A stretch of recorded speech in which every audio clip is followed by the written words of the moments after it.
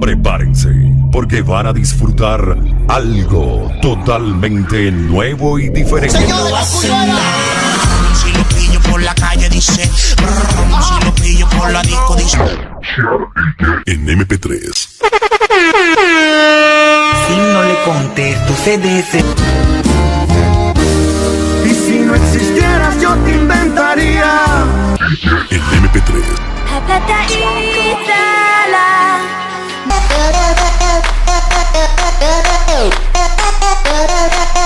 Andamos ruleta en una camioneta, recogimos la vaina que llegó la avioneta. Coronao, coronao, coronao, coronao. Mentiris. Ay, no, eso sí jamás.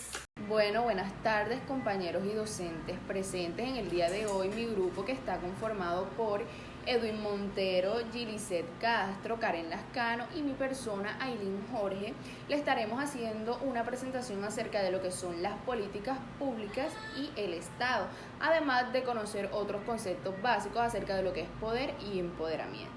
El poder. Se conoce que el poder designa la capacidad o potestad para hacer algo. Puede significar varias cosas: dominio, imperio, facultad o jurisdicción que tiene alguien para ordenar algo. También se conoce como la habilidad, acción y efecto, realidad y circunstancia. Es un término genérico que se implica en cualquier área de la vida en la que se realice una acción. Además, el término también implica autoridad, pero referido a un campo en específico en el que la palabra denote superioridad en un sistema jerárquico. Los conceptos de poderes públicos se agrupan según la ciencia. El conjunto de autoridades que ejercen el poder político en un Estado, dividido en poder jurídico, poder legislativo y poder judicial. Este concepto de división de poderes ha surgido de acuerdo al modelo republicano. Plantea la creación de poderes que mutuamente se controlen y limiten para sostener la estabilidad institucional del Estado. En este sentido, los poderes públicos poseen una potestad para ejercer de forma legítima las atribuciones que les confíen las instituciones. Su objetivo principalmente es como tal asegurar la convivencia social mediante la implementación del orden a través de una autoridad. El empoderamiento es un proceso mediante el cual a las personas se les fortalecen sus capacidades, confianza, visión, protagonismo en cuanto forman parte de un grupo social con el fin de impulsar cambios positivos en las situaciones en las que viven. Por medio de este se dota a un individuo, comunidad o grupo social un conjunto de herramientas para aumentar su fortaleza y mejorar sus capacidades y así acrecentar su potencial, mejorarlo, aumentarlo. Todo esto con el objetivo de que pueda mejorar su situación, ya sea social, política, económica, psicológica o espiritual. Existen diferentes tipos de empoderamiento. El empoderamiento político, comenzando por hace énfasis a la participación en grupos y organizaciones democráticas y se vincula con procesos de adquisición de poder para que permitan el ejercicio de una ciudadanía activa capaz de transformar aquellas condiciones que suponen discriminación para algunos grupos de ciudadanos. El empoderamiento personal. El empoderamiento personal hace énfasis a la confianza, la seguridad y respeto, pero personal. El empoderamiento jurídico es aquel que hace énfasis en la seguridad legal formal, poder hacer uso de leyes existentes y tener influencia sobre la legislación. Empoderamiento social. El empoderamiento social es aquel que hace énfasis a la visibilidad y presencia en el seno de la sociedad, participación en la vida pública, respeto por parte de los otros miembros de la comunidad, constituciones de redes, etc. El empoderamiento cultural hace énfasis en la participación, en la definición de normas culturales, influencias en el orden simbólico, mantenimiento o desarrollo de una cultura pues propia. El empoderamiento económico hace énfasis a la alfabetización económica, propiedad y medios de producción, ingresos y facultad para disponer del dinero, reducción de la dependencia de riesgos y estrés, organización económica, seguridad social, posibilidad de influir en la política económica. Y por último, pero no menos importante, aquí tenemos al empoderamiento psicológico, que es el que hace énfasis en el bienestar psicológico en sí mismo, un objetivo pues importante de las intervenciones con poblaciones vulnerables, siendo los factores psicosociales relevantes para lograr que pues un proceso excelente de empoderamiento. A continuación los dejo con mi compañera Karen. Hablaremos sobre las políticas públicas y el Estado. Las políticas públicas y el Estado es una macroinstitución encargada de administrar el desarrollo, el concentrar y distribuir del poder político. También va orientado a la toma de decisiones sociales. Son el principal instrumento de acciones del Estado en su aspiración a la transformación de situaciones sociales. Las relaciones entre políticas públicas y el Estado deben ser asegurarse a la adaptabilidad de las políticas cuando el cambio de circunstancias lo requiera, asegurar la coordinación efectiva entre diferentes actores que operan en el mismo ámbito, la manera en que el gobernante dispone de recursos y las prácticas culturales, garantizar la coherencia entre diferentes ámbitos de las políticas para unas nuevas políticas. Las funciones del Estado frente a las políticas públicas se dan entre los campos, los cuales son el bienestar social, desarrollo económico y la seguridad social. En cuanto al bienestar social, encontramos funciones de asignación, funciones de distribución y subsidiario. En cuanto a la función de asignación, este busca asegurar las provisiones de bienes y servicios sociales, el cual es un proceso en el total de los recursos, se divide entre bienes privados y bienes públicos. En cuanto a las funciones de distribución, es un proceso mediante el cual la renta y la riqueza se distribuyen para así garantizar un Estado equitativo y justo. En cuanto a los subsidiarios, coloca al Estado en un punto intermedio para la administración de los equilibrios y los desequilibrios que se presenten ante la sociedad civil. El desarrollo económico, planeador y promotor de desarrollo y regulación, también da las funciones de estabilidad. En cuanto al planeador y el promotor de desarrollo, el Estado se concentra en un enfoque social y responsable para la demanda social. En cuanto al regulador, se proclama la condición del Estado como un instrumento al servicio de la clase o grupo específico. En cuanto a las funciones de estabilidad, se orienta a la garantización de estabilidad económica mediante la utilización de políticas. En cuanto a la seguridad, evita y garantiza que existan opresiones militares, también garantiza la seguridad de las personas tanto a nivel propiedad, integral y bienestar. Y los dejaré con mi compañera Gilisette.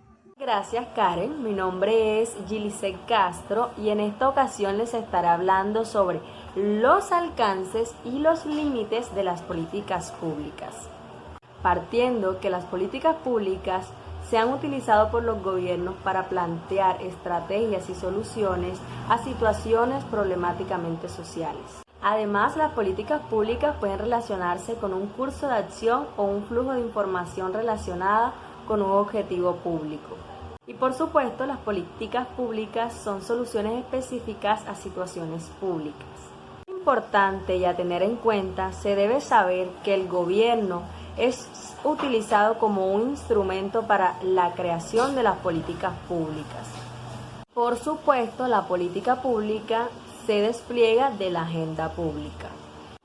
Uno de los límites estaría identificado con las jerarquías, que en muchos casos son los mismos hacedores de las políticas públicas quienes los imponen. Número 2. La no continuidad de los procesos y el excesivo carácter de quienes ejercen las políticas públicas muchas veces limitan el proceso y el alcance de las políticas públicas. El tercer límite de la política pública se trata de la falta de conocimiento por parte de los ciudadanos y que pueden participar en cierta política específica direccionada para ellos. Ahora bien, si hablamos de una excelente política pública, puede ser aquella que obtiene alcances en la implementación de temas como educación pública, salud, generación de empleo, cultura, deportes, entre muchas otras cosas que permiten un equilibrio entre sectores ciudadanos. Gracias. Ahora los dejo con mi compañero Edwin Montero. Ahora bien, siguiendo la línea de lo que viene explicando mi compañera Gilisette, dentro de las políticas públicas se pueden encontrar distintos actores, los cuales se distribuyen en dos campos, el campo del contexto social y el campo de intraestado. En el campo del intraestado podemos encontrar al Poder Ejecutivo, dentro del cual forma parte la presidencia y su gabinete, y algunos ministerios importantes como el Ministerio de Hacienda, que como sabemos, sin dinero ningún país puede implementar proyectos en las comunidades. Está también el Poder Legislativo y el Poder Judicial. Dentro del contexto social se encuentran los partidos políticos, los cuales toman mayor fuerza en periodos de elección, debido a que cuando nosotros votamos por una propuesta en específico para aplicar en la comunidad en la cual nos encontramos. Están también los medios de comunicación, la sociedad civil y organizaciones no gubernamentales, y también se encuentran los organismos internacionales. Ahora vamos a comentar acerca de los enfoques que existen dentro de las políticas públicas. Se encuentra un primer enfoque que es el enfoque de derechos, el cual está orientado a evaluar la relación contractual entre el Estado y la población en cuanto al marco creado por el orden constitucional desde el cual se deriva el Estado social del derecho. También se encuentra el enfoque legislativo, desde el cual se buscan fines y funciones del Estado que se dedican no solo a enmendar o dar respuesta a discrepancia entre los actores, sino de disponer de forma inmediata. Y por último podemos encontrar otros tipos, el enfoque poblacional, en el cual la población se convierte en el hacedor de políticas públicas e incluso orientador de esfuerzos y recursos del Estado para el bien de los intereses de las poblaciones, en la que se considera que la cogestión hace más eficiente las políticas públicas. Dentro de las políticas públicas tenemos también otros tipos de enfoques. Está el enfoque cognitivo, que según Müller, este enfoque vislumbra las políticas públicas como portadoras de visiones del mundo. Y desde esta perspectiva, las ideas e ideologías son importantes, ya que como parte de los marcos cognitivos de la sociedad, definen las visiones del mundo que animan a su vez los principios de la acción pública.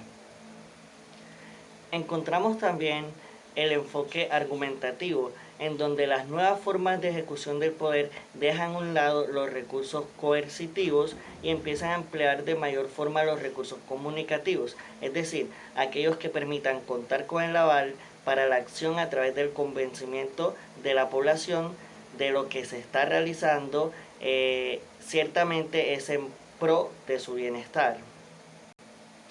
Y por último encontramos el enfoque de las coaliciones defensoras, que de acuerdo con Esteves y Esper, este enfoque surge con el objetivo de estudiar cuál es el origen de aquellos cambios que se producen en las políticas públicas motivados por los valores, las ideas, las creencias y principalmente el conocimiento que surge al interior de una determinada coalición política pública. Como pilar macro de este enfoque se plantea que la formulación de políticas se produce en subsistemas de políticas y sus comportamientos se ven afectados por factores del sistema político y socioeconómico. En este apartado pasaremos a explicar las fases o etapas que forman parte dentro del proceso de la formación de las políticas públicas. Hay una primera etapa, la cual es la etapa de agendamiento, y se entiende como aquella a través de la cual ciertos problemas o cuestiones de una comunidad llaman la atención del gobierno como posibles asuntos de política pública a tratar. En esta primera fase de la política pública, el interés se centra en comprender por qué cierto tema se convierte en público y prioritario y por qué se obliga a las autoridades públicas a hacer algo con respecto a este. Luego de esta fase pasamos a la etapa de formulación. La fase de la formulación dentro del proceso de la política pública es el momento en el cual las acciones de política se diseñan y estructuran. Esta fase posee sus propias dinámicas, decisiones, restricciones y actores según el tiempo y espacio en que se desarrolle. Es donde la opción de política a implementar toma forma. Consiguientemente a esta viene la etapa de implementación, que como su nombre lo indica, es donde se presenta el momento en el cual se ejecutan las acciones que hacen parte de la estrategia diseñada en la etapa pasada, es decir, en la etapa de formulación, y que reflejan lo que se considera es la mejor acción para solucionar el problema socialmente relevante. Y ya por último llegamos a la fase de evaluación, la cual no solo sirve para conocer los resultados de la política pública y validar las fases anteriores del proceso, sino que también refleja los aspectos claves de las políticas como intermediarias de la relación entre el Estado y la comunidad. Es decir, estas pueden reflejar concretamente el cumplimiento y garantía de los derechos por parte del Estado hacia la comunidad a la cual se aplicó la política pública. Ya para finalizar, en la diapositiva se pueden dar cuenta de un esquema en el cual se muestra el ciclo por el cual pasan las etapas dentro de la formación de las políticas públicas. Aquí es muy importante aclarar que, como cualquier otro modelo, el ciclo de la política pública es una abstracción de la realidad y que hay que entenderlo como tal. No es que siempre la política pública se comporte en fases separadas y que tenga ese orden estricto en fases secuenciales. En realidad, muchas veces las fases ni siquiera siguen el orden planteado. Hay veces que se sobreponen o simplemente no aparecen. Ya habiendo dicho todo esto, mi grupo de trabajo da por terminada esta presentación. Espero que la información se haya transmitido de forma entendible para ustedes y si no es así, pues tenemos un espacio para responder las inquietudes que tengan. Muchas gracias. Chao.